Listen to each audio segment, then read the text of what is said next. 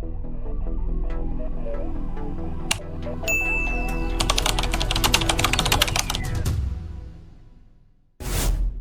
I mean, AI has had such a tremendous year. Yes, AI is substituting or accelerating our doing, okay? So in other words, it's the pencil to write the novel, but it doesn't replace Shakespeare yet. AI is already surpassing human performance, on certain skills. Even Mr. Musk is very concerned about AI. Well, he was one of the first guys to raise a flag, remember? Will people lose jobs? Will they have to be reskilled, upskilled? Will it level the playing field? Does AI level the playing field?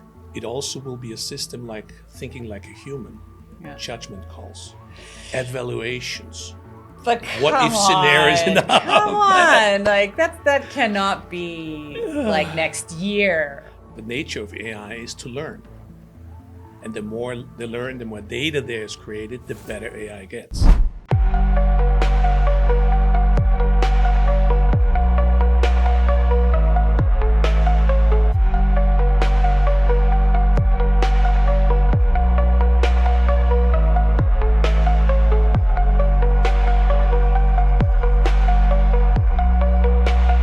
Hi there, everyone. Welcome to this very special edition of Vibe Check on the Sci-Tech, Suisse, and Lifestyle podcast.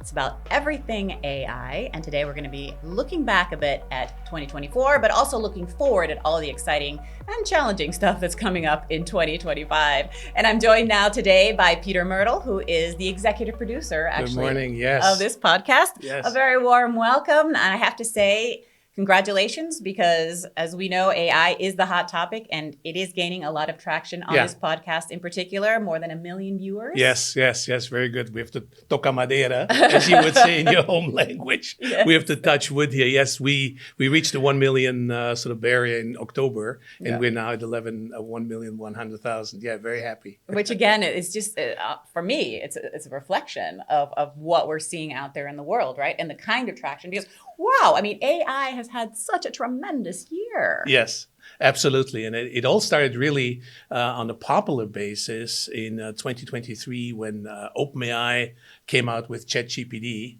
which is sort of the, writing your essays and exams and whatnot, software out of California. And that's when it became broadly known. If you look at the film industry, which you as a very experienced CNN reporter for 2 decades with deep knowledge about it, know about. In the film industry in Hollywood, you've seen it much earlier, and it will affect it, and we'll talk about that later. But in the broad sense, you will see on what's called the generative AI, it really became popular 2 years ago. And what we're trying to do at Sci-Tech Suisse is to not have a technical podcast, but to really talk to parents, to scholars, to technicians, to investors, to the Gen Z and the millennials about how it affects them. Mm-hmm. That's really our focus. Mm-hmm. Absolutely, because again, it is something that is just becoming even every day more a little bit interwoven into almost every aspect of our lives. Absolutely. Right. So, and like we said in the beginning, there's a lot of cool aspects. There's a lot of exciting things happening, but there's also comes with it a lot of challenges and responsibility and regulation. Yes. And, all of these bigger words. But before we get into all of this, I think one of the things, and I don't know about you, I'm curious. One of the things that really stood out to me this year, and you touched upon this, was how AI is already surpassing human performance, on certain skills. You mentioned ChatGPT as an example. Yes. But there are already things out there that, it just works better.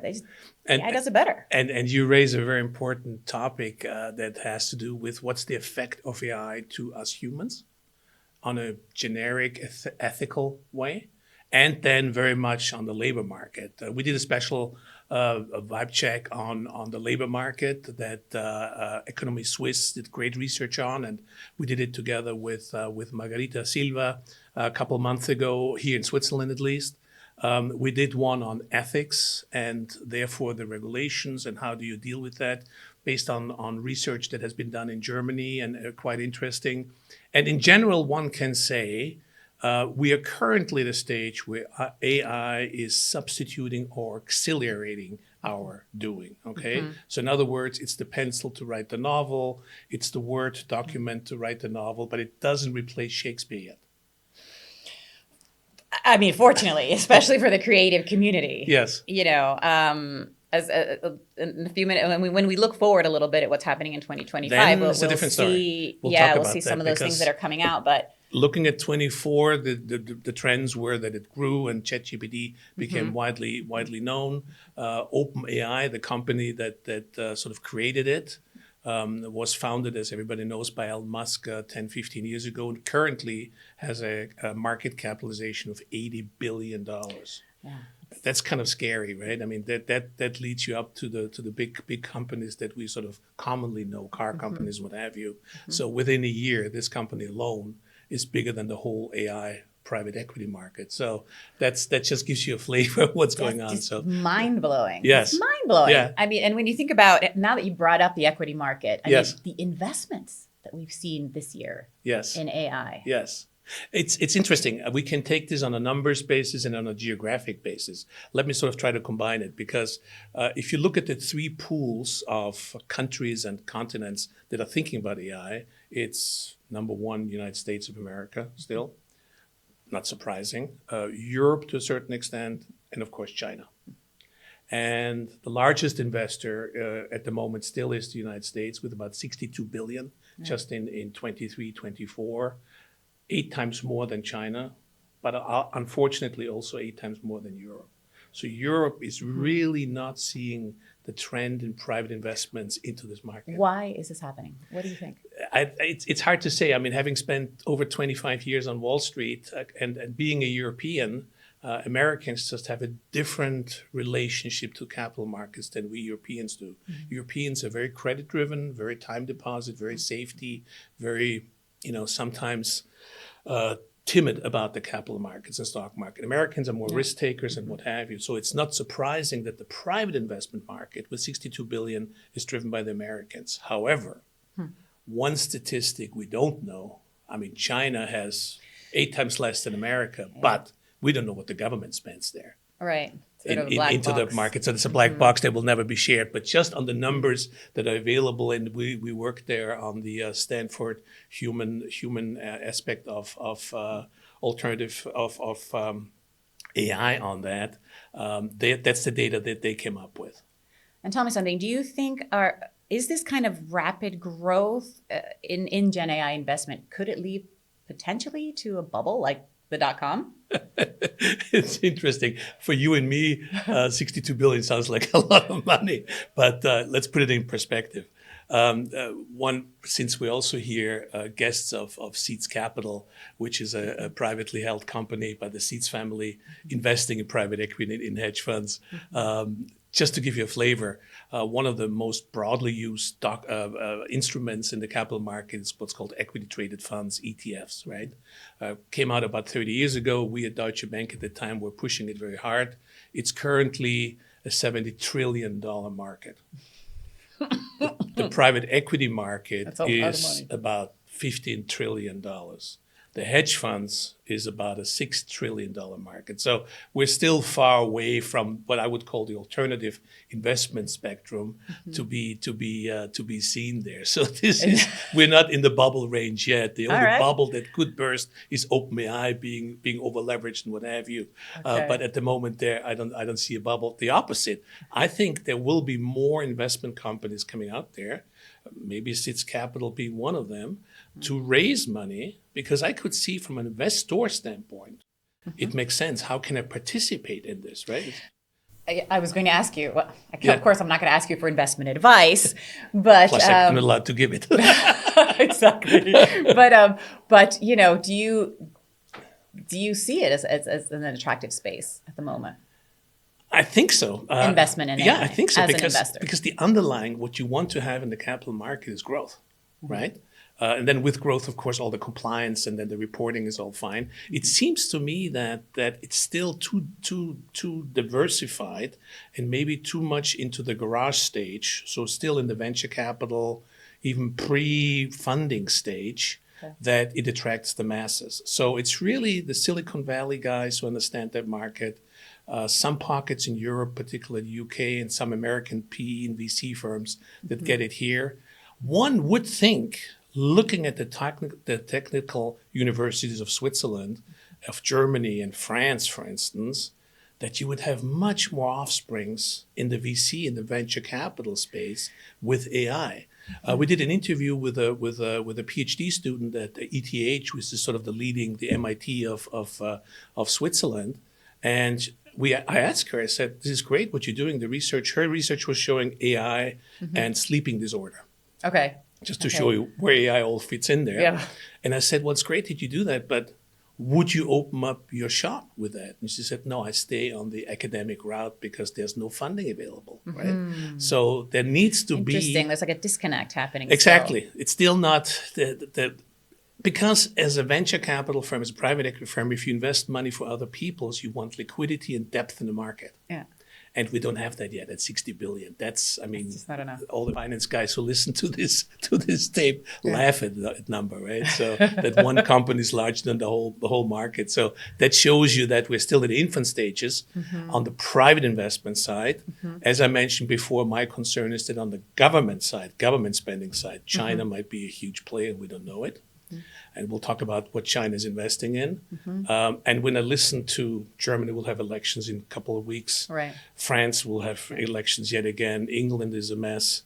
If I look at the program of the people who run for office, I don't hear venture capital investment, private equity investments. I hear government spending.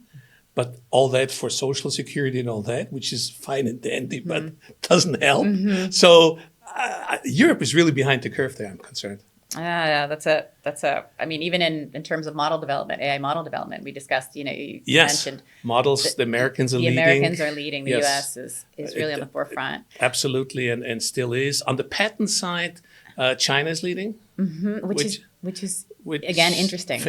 Absolutely. So they want to make sure that if they invent something in China, that it stays in China. Right. The comparison you have is that the Chinese very early on made sure to have access to the cobalt mines in Congo, which is like 90% of the cobalt. That's the material you need for car batteries. Yes. So they have either owned the mines or have access to the mines. They then happen to own the harbor in Africa that then ships the cobalt to Shanghai, and Tesla and BMW and Volkswagen are then buying this greenwashed car batteries, if you will.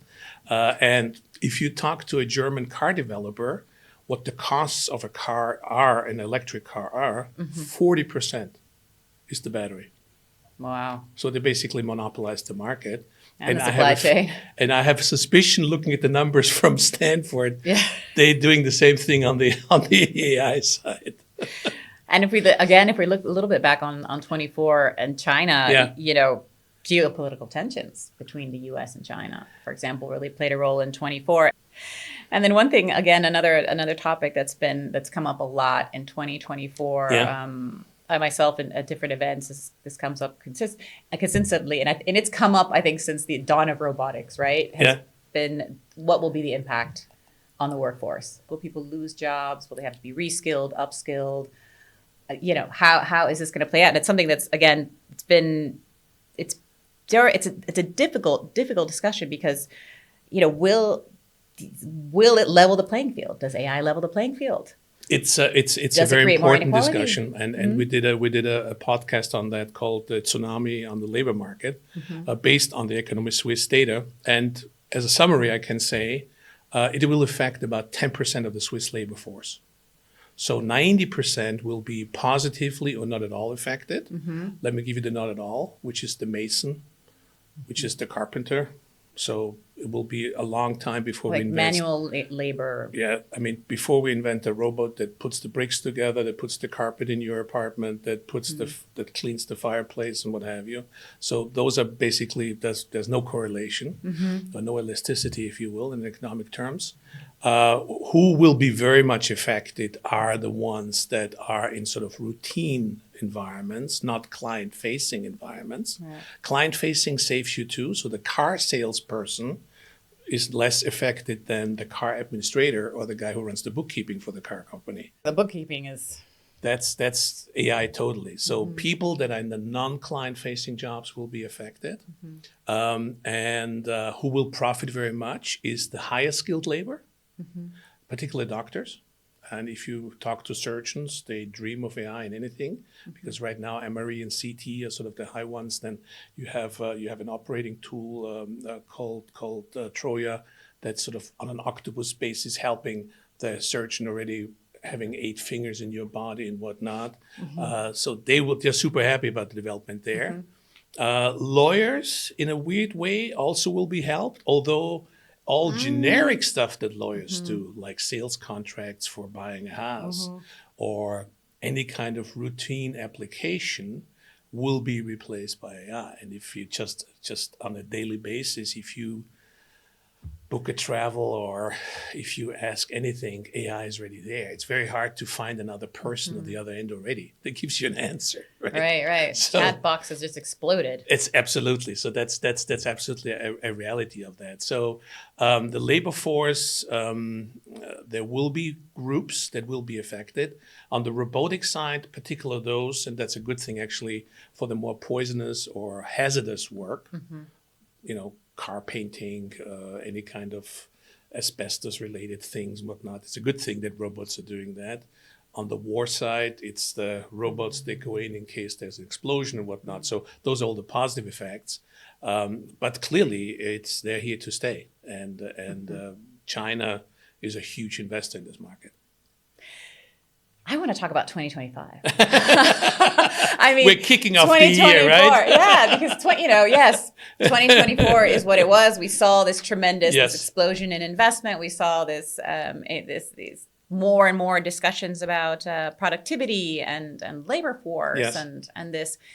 What are the next things that we're going to be seeing? Like, what's on your radar already? Where you're like, maybe you already have a podcast side to it, or something that's really blown you away. And well, there's clearly the trends are a continuation of what happened in 24.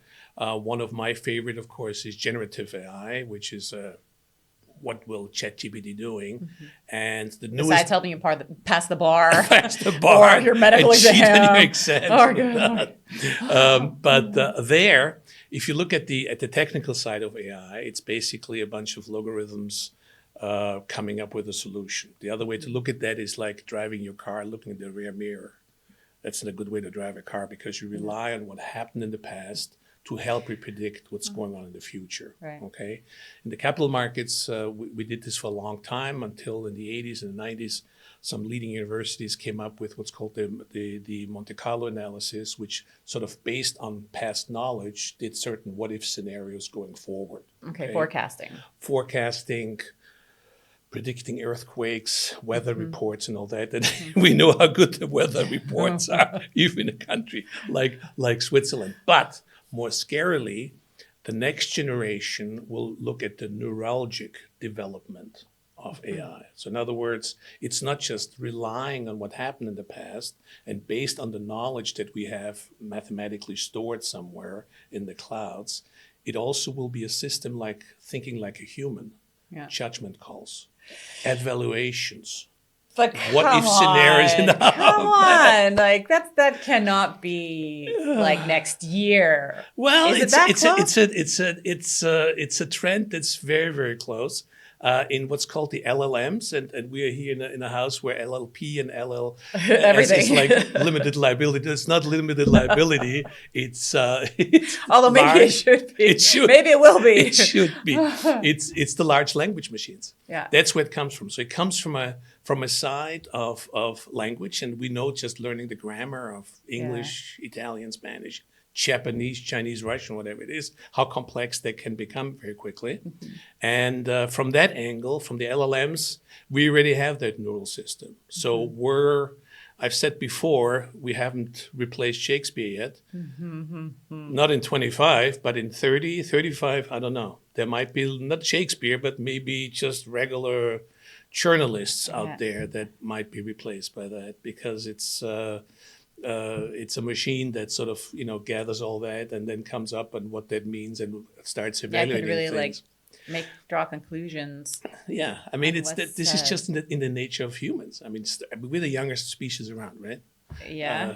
Right. So and we haven't been around as long as the dinosaurs because the dinosaurs never challenged the environment, right? They just sort of we were hungry, they chased, or they ate leaves, right? So those were the two Yeah, groups. we had to have like, force Mother Nature kind of came in and And Ice took care Age, of and it. then kind of took care of the But the reset. second we decided to stand up, Yeah. to look down the prairie, Yeah. to start using our hands all of a sudden, because we didn't need four anymore. We had those hands to work with and created, tools, weapons, painting, what have you. Ever since that point, we're challenging it. Yeah. And we are what's called the evolution of space there.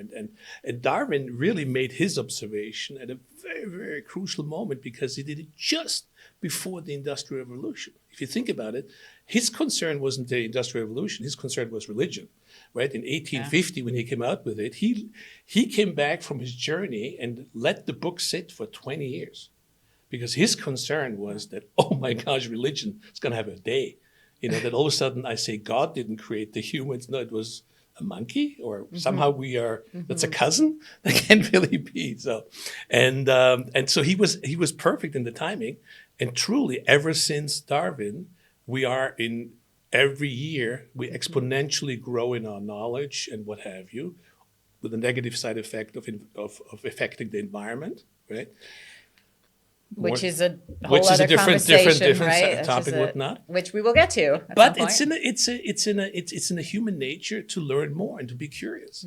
And so right now, the smart technical guys from Stanford, MIT, ETH, and wherever they go to school, they are the ones that drive it with their creativity and their technical knowledge. So in other words, what we'll be seeing more of is this idea of augmented, right? Artificial intelligence. Yes. So perhaps moving away from just the efficiency applications, Yes. The things to make it faster, or just improve productivity, to things that are actually augmented. Yes, absolutely. But keep in mind, augmented or the nature of AI is to learn. And the more they learn, the more data there is created, the better AI gets. So we're going to leave the augmentation part, and then this sort of autonomous agent comes in, right? So this is a threshold that we need to observe. Even Mr. Musk is very concerned about AI. Well, he was one of the first guys to raise a flag, remember? Absolutely, because he's very close to it. I mean, he was one of the founders of OpenAI. He runs a rocket company. He runs an electric car company, which is basically a computer on wheels. So he's very technological savvy, and he knows what it could do. Yeah. Right. So he's definitely very close to that. And that's where, on one hand, we have ethics, which is sort of everybody for his own. Yes. And we have regulation, which and is a nightmare. responsibility. Yeah. Yes. Ethics, responsibility, Yes. and regulation, which of course is also in its infancy. As the AI is developing, of course, you're developing all kinds of regulation around it, right? But one thing that really caught my eye, maybe because, again, I come from a bit of more of a creative background, and I worked with creatives for so long, is this generative video that we're seeing glimpses of. We've already seen glimpses of this year, and you've already seen it, Sora. Yes. Yeah. I mean, this kind of is like, it sounds super exciting on a creative side, because you, as a creator, you have so much more flexibility, and maybe you can do cool things, and maybe you have something in your head, you don't know how to write it or how to translate it, and suddenly now you can visualize it. These kinds of things are exciting, but wow. It's upon us, definitely. We did, Christina Schuiner did an interview with a Canadian director a couple of weeks ago, who just found himself in the thick of it, because think of your days in Hollywood, right? Where you had to have at George Clooney, where you had to fly to Thailand to have that particular landscape, where special effects needed stunt people, right? All gone. It's all gone. George Clooney can be AI'd. Thailand can be AI'd. I mean, you can sit in a basement in Trenton, Ohio. That's it. That's all you need. All you need is a lot of electricity and energy, which is a different issue, and you can do it in your basement. So it's a reality upon us. Sora is a very interesting sort of logical evolution from ChatGPT into using the text. So in other words, we write a script. You and I sitting in two chairs chatting about AI. We give this to ChatGPT, and then we say, okay, so now we have the script, but wouldn't it be cool to create an Anna Maria and a Peter Myrtle and have them do some video. fun? Let's do it let's have some fun with that. They're both sitting on a surfboard in California having this conversation. And then you say, that's boring. Let's put him on the moon. Right. So we do this on the moon. Say, how about a race car? You are giving me so many ideas, Peter. So, and that all can be done. Yeah. That all can be done by Sora. So our whatever half an hour conversation we have here, the kicking off the year of 2012, is it can be done in AI. Yeah. And it will have a tremendous effect to the film industry. To the whole funding of the film industry, to journalism, well, although I hope we're still working with real events. Of course, you can't predict those, but still, the effects will also hit my world. Absolutely. Well, already hit my world. We had that before. You remember the calculation when New York Times said, how much longer will people read newspapers? When Amazon came out with Kindle and said, we replace books, you don't need books anymore. People still like to smell the book. They still like to hold the paper. The difference is it's not enough anymore to say, my name is, and I have been 30 years a journalist. You have to every day prove that your content is what's relevant. In what channel it then ends up, you don't even know. So I think that having a permanent job at the New York Times as a chief journalist on finance might become a dinosaur, where all of a sudden, if you're the most perfect financial reporter in the world, you might have to look for different channels. It could be TikTok, it could be YouTube, it could be whatever, LinkedIn, whatever social media is out there, X, if you will. And you just happen to concentrate on the content and not so more on the media or the company that you happen to work for. So welcome to reality. Oh my God. And the chat, and just to wrap it up, of course, the chat box explosion that we alluded to earlier. I mean, again, we're going to see more of these autonomous AI agents. I mean, speaking to, I'm going to repeat myself, but a chat box rather than an actual human being. Yes. And I don't know. For the sake of efficiency and what have you. Yeah, and productivity, but. Yes, and the question is, do you run a company purely on productivity and efficiency, which is sort of the McKinsey and the Boston Consulting model, or is there somewhere what the New Yorkers call a mensch?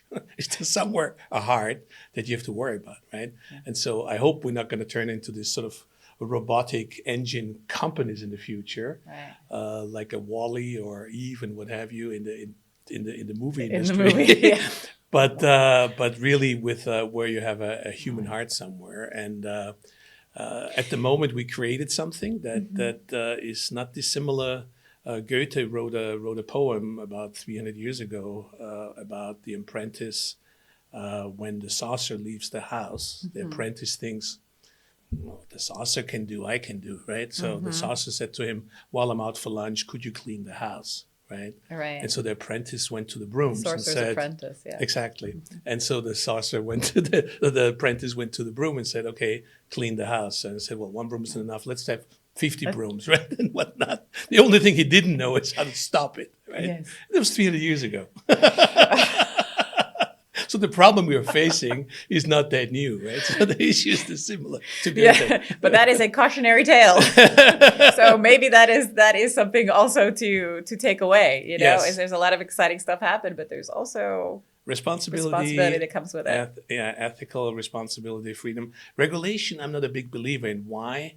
Because governments are always behind the curve. Okay, yes, but regulation they're reactive. They're important, don't get me wrong. Yeah. But by the time the event happens, yes, regulation usually comes later. Yes. Especially when you don't know what you're going to be regulating against, right? And how do you find the consensus? And if you look at the democratic system of consensus-driven, like in Europe, 27 countries have to agree on something. Well, it's good luck with that to do it in a timely manner, fair to everybody in Europe, right? I mean, everything takes a minute. This is for sure. Especially, if you think about Switzerland, in Switzerland, everything also takes a minute. Yes. Although they're very practical, so they are very practical. We like this country. Yes, we do. Yes, we do. All right, Peter. So just to wrap things up a little bit, what's already in the pipeline for next year? I mean, I know healthcare. We didn't touch on healthcare really, Yes. but healthcare still Yes, has really been absolutely. We covered sleep disorder. Obesity is a big topic in AI. How a video kind of game can help you losing weight and fight obesity is one thing we're focusing on. We are trying to get into the Vatican and to see how the Catholic Church stands with AI. We're having our feelers out, so more to come, hopefully, to see what's happening there. We're doing a special on movies in AI. That's always something. We did this at the end of 23, and people loved that episodes because it sort of shows all of a sudden that what film directors did in the 90s and 2010, 2020, 2024 all of a sudden is upon us. So people sort of relate to that. So that's more, but definitely on generative AI, more to come. We do this on a weekly basis, as you know, and YouTube is a great platform, and we're growing very fast and looking for more subscribers and looking for more viewers, and maybe hopefully hit the 2 million mark by Easter of 2025, and hopefully with the help of you, Anna Maria, that help us interview not only me but exciting people, and I'm looking very much forward to 2025. Exciting. Well, thank you again so much. And in order to subscribe to the channel, you just have to click on that link just below this interview in order to keep receiving this material and being part of this journey. Thank you so much, Peter, for having me join you on this special edition. And I do look forward to exploring the myriad of ways that AI is going to continue to transform. Wonderful. Thank you very much.